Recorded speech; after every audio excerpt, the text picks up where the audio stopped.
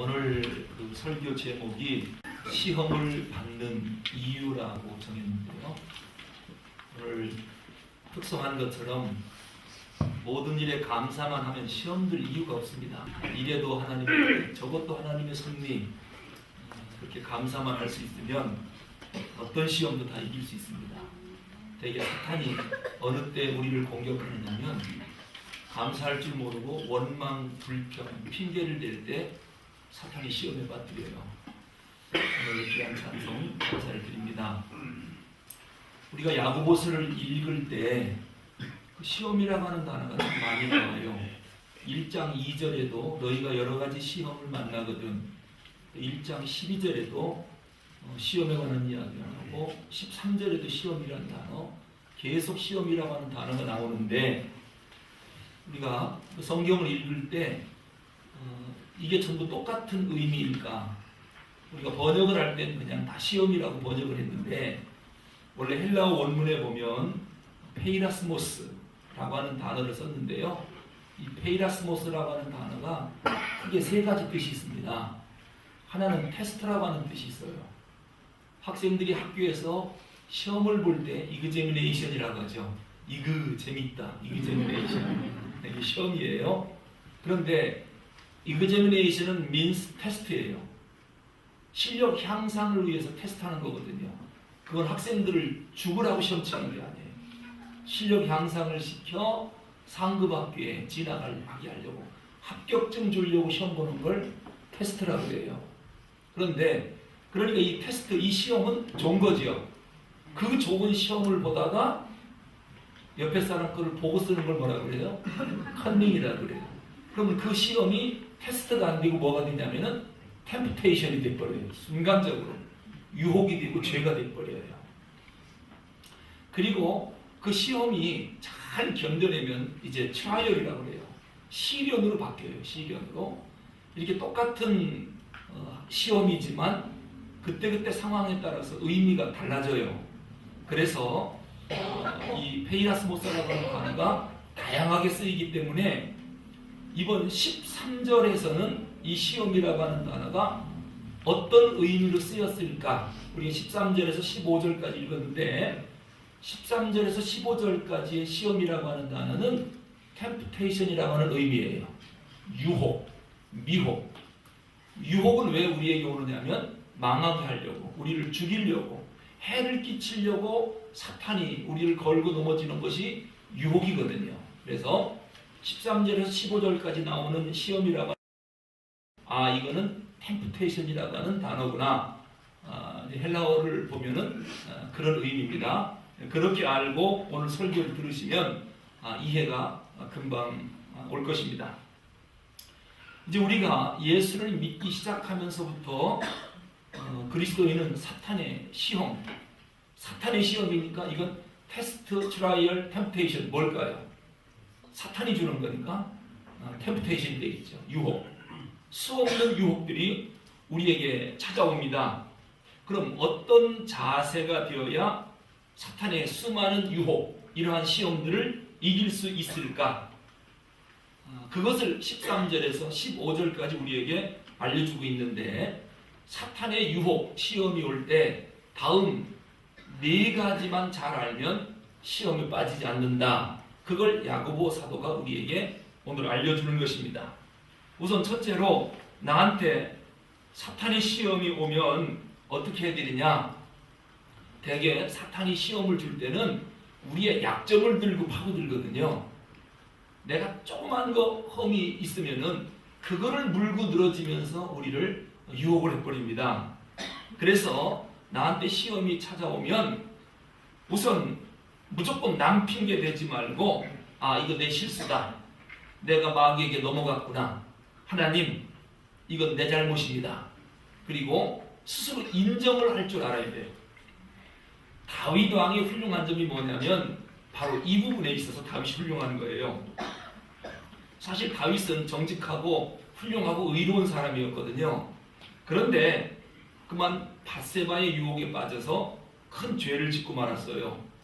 그때 나단 선지자가 찾아와서 다윗 왕의 죄를 지적을 합니다. 다윗 입장에서 볼 때 이런 핑계 저런 핑계 변명할 거리가 충분히 있습니다. 선지자여, 난 원래 그런 사람이 아닌데 깜빡하고 내가 실수했습니다. 사람은 실수할 수 있지 않습니까?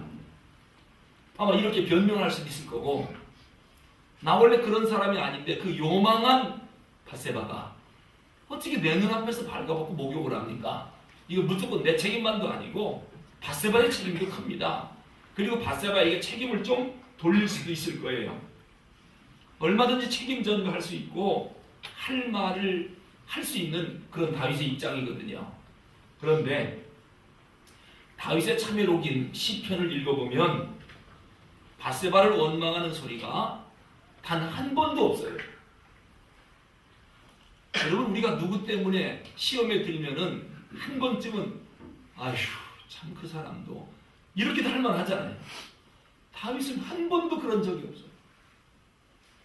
그러면서 뭐라고 말하느냐, 말끝마다 하나님 이건 내 죄입니다. 밧세바가 무슨 죄가 있습니까? 지가 잘못했습니다. 내가 하나님 앞에 죄를 졌습니다. 이 유혹에 빠져 넘어진 것을 인정하고 자기 잘못이라고 하고 절대로 남 핑계대지 않아요. 이것을 하나님이 어여삐 본 거예요. 그러면서 다윗에게 뭐라고 말하느냐, 너 참 정직하다. 그래서 다윗의 별명이 뭐냐면 내 종 다윗의 정직함과 같이. 하나님이 인정하는 정직함이 있어요. 우리는 보통 어려운 일을 당하면 남 핑계대더라고 정신이 없어요. 누구 때문이다? 환경 때문이다? 부모 잘못 만났다? 친구 잘못 사귀었다? 정치가 잘못됐다? 경제 정책이 잘못됐다? 자기 실수의 원인을, 실패의 원인을 계속 다른 사람에게 핑계대기 바빠요. 이건 진실한 게 아닙니다. 그리고 다윗은 이건 내 죄입니다. 내 잘못입니다. 라고 하나님 앞에 회개한 다음에 그 이후로 다윗은 두 번 다시 죄를 짓지 않아요. 이게 회개입니다. 이렇게 회개하고 또 다른 제2의 밧세바를 갖고 간음죄를 저질렀다면 이거는 진정한 회개가 아니거든요. 다윗은 침상이 썩도록 눈물 흘리고 회개한 다음에 똑같은 죄를 두 번 다시 짓지 않습니다. 이게 회개입니다. 사람이 한 번은 실수할 수 있죠. 인간이니까. 연약한 게 인간 아니겠습니까? 그러나 똑같은 죄를 회개하고 두 번 진다. 이건 악한 거지요. 그건 진정한 회개가 아닙니다. 그러므로 나한테 어떤 일이 일어나든지 최소한도 책임을 남에게 전가하는 일은 하면 안 되겠습니다. 왜냐? 이 죄의 원인을 자꾸 남에게 책임 전가하면 회개가 안 되기 때문이에요. 그러니까 우리가 남의 책임까지 지라 그런 얘기는 아니에요. 내 책임을 남에게 전가하는 일까지는 결코 하면 안 된다. 그런 얘기입니다. 내가 시험 당하는 원인, 이 어려움을 당하는 원인이 다른 데 있다. 이렇게 핑계대지 말라는 거예요. 전적으로 내 잘못이다. 그걸 인정하고 하나님 앞에 엎드려서 하나님, 제가 죄를 졌습니다. 내가 죄인입니다. 세리처럼 이 유혹받아 넘어진 원인이 누구한테 핑계대겠습니까? 지가 잘못입니다. 하나님 용서해 주십시오. 이럴 때에 유혹에서 벗어날 수가 있어요. 이걸 인정하지 않으면 유혹에서 못 벗어납니다. 시험에서 못 일어납니다. 두 번째로 야고보는 뭐라고 말하느냐, 이러한 템프테이션, 유혹이라고 하는 시험이 올 때 말씀드렸듯이 남을 원망하거나 불평하지 말라. 내 죄 때문에 일어난 일을 가지고 자꾸 남에게 원망, 불평하지 말라는 거예요. 하나님, 내가 잘못했습니다. 매를 맞으면 지가 맞아야 됩니다. 얼마든지 때리십시오. 그리고 자기 죄를 그대로 드러내놓고 자복하는 것, 이것이 회개입니다. 이럴 때에 마귀가 두 번 다시 유혹을 못하는 거예요. 그런데 우리가 회개할 때 이렇게 할 수가 있어요. 하나님, 제발 때리지는 마십시오. 다시 안 할 테니까. 이건 회개가 아니에요. 하나님, 아무리 벌이 무거워도 이 죄값은 제가 받겠습니다. 이것 때문에 제가 죽는다면 제가 죽겠습니다. 그러니 나를 용서해 주십시오. 차라리 나를 죽여서라도 이 죄를 용서해 주십시오. 이게 회개입니다. 제발 때리지는 마십시오. 안 할 테니까. 이건 진실한 회개가 아닙니다. 누가복음에 보면 탕자가 아버지께로 다시 돌아옵니다. 돌아올 때 아무 조건이 없어요. 아버지가 나를 살리든 죽이든 어떻게 하시든 아버지 마음대로 하십시오. 그런 마음으로 탕자가 돌아옵니다. 그걸 보고 회개하라고 하는 거예요. 근데 우리는 하나님께 회개하면서도 의외로 이유가 많고 조건이 많아요. 그리고 하나님 앞에 회개하면서 너무 간사하고 진실하지가 못해요. 회개하면서 이유를 너무도 많이 댄다는 거예요. 이런 부분에서 진실하지 못하기 때문에 사탄의 유혹에 거듭거듭 넘어지는 것입니다. 세 번째는 우리에게 시험이 올 때 우리가 어떤 생각을 해야 되냐면요, 죄를 단호하게 대처할 수 있다, 이런 마음을 먹어야 됩니다. 그러기 위해서 하나님이 이기지 못할 시험은 안 주신다, 그런 말씀하셨거든요. 자, 나에게 지금 사탄의 유혹이 왔습니다. 아이고 인간인데 뭐 마음은 원인데 육신이 약해서 하고 그 죄를 받아들이는 경우가 있어요. 그런데 우리가 짓는 죄의 대부분이 얼마든지 물리칠 수 있었어요. 얼마든지 거절할 수 있었고 이길 수 있었는데 그렇게 안 했어요. 죄를 단호하게 끊질 않았어요. 그래서 시험에 든 거예요. 우리가 끊지 못하고 피하지 못할 시험은 하나님이 주시지 않는다고 그랬거든요. 그러니까 충분히 죄 안 지을 수 있었고 이길 수 있었는데 그만 자기가 죄를 져놓고 인간이기 때문에 마음은 원이지만 육신이 약해서 하면서 자기가 지은 죄를 자꾸 합리화하려고 합니다. 이것은 옳지 않습니다. 마틴 루터가 이런 얘기를 했습니다. 우리 머리 위로 새가 날아다니는 것, 이것은 막을 길이 없다. 그러나 그 새가 내 머리에 둥지를 트는 것은 막을 수 있다. 둥지를 못 틀게 해야 된다는 거예요. 예를 들어서 아주 아름다운 사람이 지나가요. 그러면 참 아름답다, 그렇게 감탄하면, 그리고 하나님 참 작품을 잘 만드셨다, 하나님 솜씨 놀라워라, 그러면 그냥 지나가고 마는 거예요.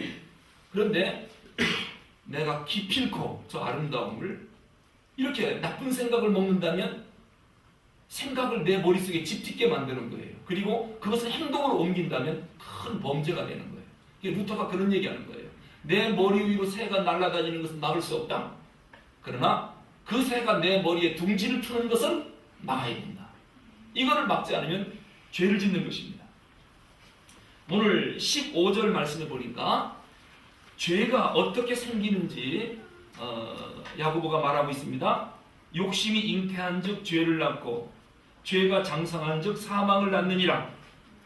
그러니까 죄를 안 지으려면 처음부터 뭐가 생기면 안 돼요? 욕심이 생기면 안 됩니다. 그런데 우리가 욕심이 안 생길 수가 없잖아요.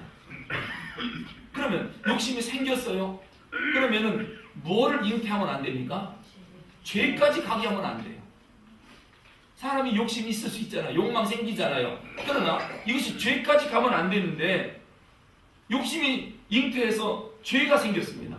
그리고 죄가 자꾸 자랍니다. 장성합니다. 그렇게 되면 어떻게 됩니까? 사망이 이르느니라. 사망이 옵니다. 자, 그러면 이 욕심이 생기지 않게 하려면 어떻게 해야 될까? 방법이 없습니다. 하나님 말씀입니다. 하나님 말씀으로 이 욕심을 단호하게 대처하고 이겨야 됩니다. 우리가 하나님 말씀을 의지하면 말씀에는 반드시 성령의 역사가 있습니다. 성령님이 역사하셔서 욕심을 버리게 합니다. 그러나 말씀을 의지하지 않으면 성령님이 역사하지 않을 거고 욕심에 질 수밖에 없습니다. 예수님이 사탄의 유혹에서 이긴 방법이 하나님의 말씀을 의지해서 사탄을 물리쳤지요. 우리가 시험에 드는 원인은 욕심 때문에 그러는데 그 욕심을 물리칠 수 있는 방법은 역시 하나님의 말씀이다. 그럴 때 성령님이 도와주셔서 지나친 욕심을 우리가 이길 수 있다라고 하는 것입니다. 네 번째로 시험을 이기려면 오늘 보니까 기도해야 한답니다. 기도. 예수님이 마가복음 14장 38절에서 시험에 들지 않게 깨어 있어 기도하라 그랬습니다. 이게 무슨 말씀이냐면 나는 기도하지 않아도 어떤 시험도 다 이길 수 있다. 이건 지나친 오만이요 교만이라는 것입니다. 우리가 하나님 앞에 엎드려 기도하면 하나님께서 능력을 주셔서 시험을 이길 수 있도록, 그러니까 난 내 힘으로 뭐든지 다 이길 수 있다, 이러한 교만함이 있을 때 시험에 넘어지기 쉽다는 것입니다. 우리가 하나님 앞에 항상 시험에 넘어질 수 있는 사람인 것을 기억하고 능력을 달라고 쉬지 말고 기도하라는 거예요. 베드로를 보십시오. 베드로가 죽을지언정 주님을 부인하지 않겠다 큰 소리 쳤거든요. 예수님 뭐라고 했습니까? 시험에 들지 않도록 깨어 기도하라. 근데 베드로가 기도하지 않고 잠을 잤습니다. 그러자 결국 그 결과가 뭐로 나타납니까? 십자가 앞에서 예수님을 모른다고 부인하지 않습니다. 수제자로서 참 비참한 꼴을 당했습니다. 왜 시험에 넘어졌느냐? 예수님이 이미 알려주었거든요. 기도해라. 시험에 넘어지지 않도록 기도하라고 가르쳤습니다. 그런데 베드로가 기도하지 않았기 때문에 실패했다. 우리가 여기서 뭘 생각하느냐면 내가 실패한 이유가 뭘까? 영적으로든 정신적으로든 마음적으로든 이 죄 앞에서 실패한 이유가 뭘까? 내가 기도가 좀 게을러서 그랬다. 기도하지 않았기 때문이다. 우리가 이런 생각을 해야 하는데 우리는 실패의 원인을 내가 기도하지 않아서 그렇다, 그렇게 생각하는 사람들이 별로 많지 않습니다. 내가 요즘 울적한 마음이 있고 원인 모를 분노가 자꾸 생기고 이상한 생각들이 자꾸 듭니다. 왜 그런 줄 아십니까? 기도하지 않아서 그렇습니다. 목사님, 요즘 제가 기도를 좀 게을리 했더니 자꾸 시험에 들려고 그러고 나쁜 생각이 들고 자꾸 그렇습니다. 이렇게 말하는 사람은 거의 보기 힘들어요. 기도하지 않아서 이런 일이 생겼다라고 하는 것을 스스로 아는 사람이 별로 없어요. 조금 힘들고 어렵고 시험 드는 일이 오면은 내가 누구 때문에 시험 들었다, 뭐 때문에 시험 들었다, 뭐 교회가 이러니 저러니 해서 내가 시험 들었다. 전부 자기가 기도하지 않아서 시험 든 것은 모르고 시험의 원인을 전부 다 핑계댑니다. 그런데 오늘 야곱은 뭐라고 그래요? 그거 기도하지 않아서 그렇다는 겁니다. 목사님, 제가 열심히 기도했는데요, 그래도 시험 드는데요? 분명 그건 가짜 기도일 거예요. 진짜 기도했으면요 시험 안 들어요. 여러분, 기도라고 다 기도인 줄 아십니까? 가짜 기도가 얼마나 많은지 몰라요. 정말 하나님 앞에 엎드려 진정한 기도 드린다면 어떤 시험도 다 이깁니다. 시험 들질 않습니다. 그런데 왜냐하면 야고보가 그거 지적하는 거거든요. 너희들이 시험 드는 이유는 기도하지 않아서 그렇다. 예수님은 베드로에게도 지적한 게 그거예요. 시험에 들지 않도록 깨어 기도해라. 근데 성경에 보면요, 이 시험이라고 하는 것, 템프테이션이라고 하는 유혹이 언제 오느냐면, 또 누구로부터 오느냐면 대개 두 가지입니다. 이 잠언과 시편에 보면은 첫째, 사냥꾼의 올무라고 나와요. 사냥꾼의 올무. 두 번째가 음녀입니다. 음녀. 우리를 넘어뜨리고 시험 들게 하는 것. 사냥꾼의 올무와 음녀인데, 이 사냥꾼의 올무, 우리를 넘어뜨리려고 하는 그러한 시험들인데요, 대개 사냥꾼의 올무는 어떻게 오느냐? 우리에게 미끼를 던집니다. 미끼를요, 한 번만 하자, 한 탕만 뛰자. 사람이라면 다 하는 거 아니냐? 뭐 인간은 뭐 어쩔 수 없지. 이런 것들이 다 미끼입니다. 사냥꾼의 올무입니다. 그런데 들어보면 그럴듯해요. 항상 미끼라고 하는 것은 탐스러워 보이고 맛있어 보이거든요. 덥석 물으면 매운탕이에요. 이게 끝나는 거예요. 우리를 넘어뜨리는 게 정말 그럴듯해요. 정말 이해가 가요. 그래서 덥석 물어버리는 거예요. 이것이 사냥꾼의 올무, 이게 우리를 유혹하는 사탄의 시험이다라고 하는 거. 또 하나는 음녀입니다. 음녀. 이 음녀가 뭐냐면 길거리에서 남자를 꼬드겨서 타락하게 만드는 게 음녀 아니겠습니까? 이걸 유혹이라고 표현을 하는데, 여러분, 음녀라고 하는 것은 언제 봐도 매력적이에요. 그래서 그 음녀에게 넘어가는 것입니다. 여러분 세상이 주는 것들이 얼마나 매력적입니까? 얼마나 갖고 싶고 우리를 유혹하는 것들입니까? 이게 다 음료들이에요. 그런데 이런데 왜 미혹에 빠지느냐? 사냥꾼의 올무요, 음료라는 걸 알면서도 왜 거기에 넘어지느냐면 야고보는 기도하지 않아서 그렇답니다. 기도 안 하면 심령이 나약해지고 하나님께로 향하는 마음의 건강이 점점점 무너져요. 마음이 건강하지 못해요. 그러다 보니까 세상 유혹으로 자꾸 기울다가 덥석 사냥꾼의 올무에 걸려들고 음료의 유혹에 넘어지는 것입니다. 오늘 13절에 보니까 사람이 시험을 받을 때에 템프테이션입니다. 사람이 사탄의 미혹을 받을 때 내가 하나님께 시험 받는다 하지 말지니 하나님은 악에게 시험을 받지도 아니하시고 친히 아무도 시험하지 아니하시느니라 말씀합니다. 하나님은 우리를 넘어뜨리려고 시험하시는 분이 아니다라고 하는 거예요. 테스트는 하십니다. 왜요? 실력 향상을 위해서. 트라이얼, 시련도 주십니다. 믿음을 견고하게 만들어서 장성한 분량에 이르도록 영적 훈련시키기 위해서. 그러나 우리를 넘어뜨리려고 죽이려고 주는 템프테이션, 이러한 시험은 하나님이 하시지 않는다라고 하는 거예요. 그런데 어떤 사람들은요, 자기가 잘못해놓고 어려운 일 당하면 뭐라고 합니까? 내가 지금 십자가를 지고 있습니다. 말도 안 되는 소리입니다. 자기가 잘못을 저질러 놓고 일이 어려우면은 지금 내가 십자가를 지고 고난을 당합니다. 여러분, 그렇지 않습니다. 그런 십자가는 없습니다. 아까도 말씀드렸지만 시험, 테스트는 우리에게 좋은 거예요. 시련도 우리에게 좋은 거예요. 그래서 시험 문제가 어려울수록 수준이 높은 거예요. 그렇죠? 초등학교 입학시험과 서울대학교 대학원 입학시험과 문제지가 틀리지요. 그럼 여러분들은 어떤 시험 문제를 받고 싶어요? 그렇죠. 아무래도 어려운 시험 문제를 받고 싶죠. 시험 문제가 어려우면 답이 빨리 나와요? 안 나와요? 안 나오죠. 여러분 기도응답이 왜 이렇게 늦은 줄 알아요? 원래 수준이 높아서 시험 문제가 어려운 것입니다. 기도 한 번 했더니 응답 오대요. 그건 초등학교 1학년 시험지라 그래요.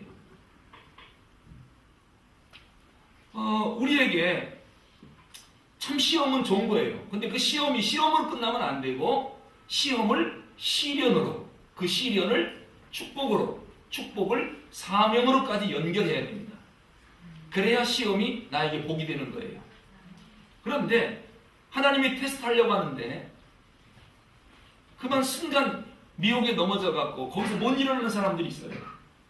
말 그대로 유혹에 빠지는 사람들. 테스트가 템프테이션이 돼요. 아까 말씀드린 학생들이 학교에서 시험 보는 건 좋은 건데 컨닝하면 나쁜 거지요. 테스트는 좋은데 테스트가 템프테이션으로 추락해버리는 거예요. 그러니까 중요한 것은 뭐냐면은 시험을 대하는 내 마음의 자세, 내 신앙이 상당히 중요한 거예요. 내 신앙과 믿음만 건전하다면 어떤 시험이 와도 문제될 게 없습니다. 다 유익하게 만들 수 있습니다. 그런데 신앙이 약하고 마음에 진실성이 없기 때문에 조그마한 시험이 와도 유혹에 빠져버리고 마는 거예요. 오늘 우리가 유혹에 빠지는 이유를 알려주고 있습니다. 그게 바로 욕심 때문이래요. 욕심 때문이래요. 욕심. 이 에피디미아라고 하는 말, 이 욕심이라고 하는 말은요, 두 가지 의미가 있어요. 두 가지 의미. 하나는 이 에피디미아, 욕심이 잉태한 즉 죄를 낳고, 이 에피디미아라고 하는 욕심은 필요라고 하는 뜻이 있고 욕망이라고 하는 뜻이 있어요. 두 가지 의미가 있어요. 자, 예를 들면 사람은 본능적으로 잠을 자고 싶어 해요. 잠자는 욕망이 있어요. 이건 우리에게 꼭 필요하기 때문에. 그럼 자고 싶어하는 욕망, 본능, 좋은 거예요, 나쁜 거예요? 좋은 거지요. 그런데 이건 에피디미아, 필요에 의한 욕망입니다. 그런데 잠자는 게 좋다고 그래가지고 아무 일도 안 하고 맨날 잠만 자요. 게을러 터져요. 이거는 에피디미아가 필요가 아니라 욕망으로 잘못 간 겁니다. 이것이 죄를 낳는다는 거예요. 여러분, 우리가 음식을 먹고 싶어하는 욕망이 있지요. 이건 필요에 의해서 음식을 보면 하루에 3끼 자꾸 먹으려고 그래요. 이거는 좋은 겁니다. 에피디미아. 그런데 탐욕이라는 게 있어요. 탐욕. 너무 많이 먹으려고 탐심. 이것은 죄입니다. 그래서 이 에피디미아가 정말 우리에게 좋게 작용을 하게 만들어야지, 이걸 너무 지나치게 해서 욕망으로 발전시키면 그것이 바로 죄라고 하는 것입니다. 먹고 싶은 욕심 좋은 거예요. 그런데 지나친 탐식, 이것은 욕망이 되고 죄의 원인이 된다라고 하는 거예요. 그러니까 우리가 일하기 위해서 먹어야지 먹기 위해 일하는 사람들이 있어요. 그것은 옳지 않습니다. 일을 하다 보니까 때가 돼서 이제 기운 빠지면 안 되니까 에너지 보충을 위해서, 일을 위해서 음식을 먹는 거, 이것은 참 선하고 좋은 거예요. 이것은 죄를 만들지 않아요. 그런데 음식 한 끼 먹으려고 일본까지 가거든요. 점심 먹으러 일본 간대요. 뭐 먹으러 가는데 도쿄 어디 무슨 긴자거리 어디에 우동을 잘하는 집인가, 그거 먹으러 비행기를 타고 갔다가 먹고 또 저녁 때 와가지고 서울에 왔을 때 갈비 먹는데 이게 사람입니까? 이건 범죄입니다. 범죄. 먹기 위해서 하는 사람이에요. 제가 아는 어떤 분은요, 항상 여기에도 요만한 그 수첩을 넣어 갖고 다녀요. 거기에 뭐가 벽하게 꽉 찼냐면은 우리나라의 유명한 음식점. 그래서 좋은 건 있더라고요. 좋은 손님이 오실 때 강사 접대를 어디서 해야 되는가, 그분한테 전화하면 답이 다 나와요. 어디 가면 뭐가 있고 어디 가면 뭐가 있고 뭐 깨알같이 써놨어요. 그리고 그거를 정기적으로 먹으러 다녀요. 근데 내가 그랬습니다. 그건 범죄입니다. 범죄. 그건 욕망입니다. 필요에 의한 그 에피디미아가 아니라 자기 욕망을 채우려고 하는 범죄에 속합니다. 그런데도 그거 못 버리더라고요. 하나님이 우리에게 주신 욕망이라고 하는 거, 에피디미아는 그 자체는 잘못된 게 아닙니다. 그런데 그것 때문에 시험에 빠지기 때문에 그게 문제가 돼요. 그래서 우리는 이 욕망을 절제할 필요가 있습니다. 왜 우리가 죄를 짓느냐? 하나님이 주신 그 소중한 욕망을 절제하지 못해서 죄에 빠지는. 그래서 욕심이 잉태한 즉 죄를 낳고, 죄까지 못 가도록 하나님이 주신 욕망을 잘 사용을 해야 할 것입니다. 이렇게 우리에게 시험이 올 때 시험의 원인을 알고 하나님 앞에 바르게 고백하면 거기서 우리가 새롭게 일어날 새로운 길이 우리에게 열린다라고 하는 것입니다. 이제 말씀을 맺겠는데요. 우리가 신앙생활할 때 우리에게 수시로 다가오는 시험이 있다고 그랬습니다. 이건 템프테이션이에요. 이 시험을 이길 수 있는 힘이 어디서 나오느냐? 야고보는 기도하랍니다. 기도하래요. 기도하면 이길 수 있는 힘을 하나님이 우리에게 주시겠답니다. 자, 그런데 사람들이 왜 어려운 일을 다가올 때 기도하지 않을까? 기도하지 않는 이유는요, 하나님이 누군지를 잘 몰라서 그래요. 오늘 야고보 사도가 너희들이 어려운 일을 당할 때 하나님 앞에 기도하면 이길 힘을 줄 텐데 니들 왜 기도 안 하느냐? 그걸 지금 질문하고 있는 거예요. 그래서 16절부터 너희들이 기도만 하면 하나님이 이러한 분이기 때문에 시험을 이길 수 있는 힘을 줄 텐데 너희들 왜 기도 안 하느냐? 아, 하나님이 누군지를 몰라서 그렇구나. 야고보가 아는 거예요. 야고보가 30년 동안 목회하면서 성도들이 왜 기도 안 하는지, 저 어려운 일을 당하면서도 왜 기도 안 하는지를 아는 거예요. 하나님이 누군지를 모르는 거예요. 그래서 기도하지 않는 거예요. 그래서 16절부터 기도를 들으시는 하나님이 누군 줄 아느냐? 그 하나님이 누군지를 알면 너희들의 모든 문제가 근본적으로 해결된다는 거예요. 근데 하나님이 누군지를 모르기 때문에 기도하지 않았고, 그래서 어떤 문제는 해결이 안 된다는 거예요. 그러면서 하나님이 누군 줄 아느냐? 야고보가 딱 한마디로 이야기합니다. 다음 시간에 계속하겠습니다. 기도하겠습니다.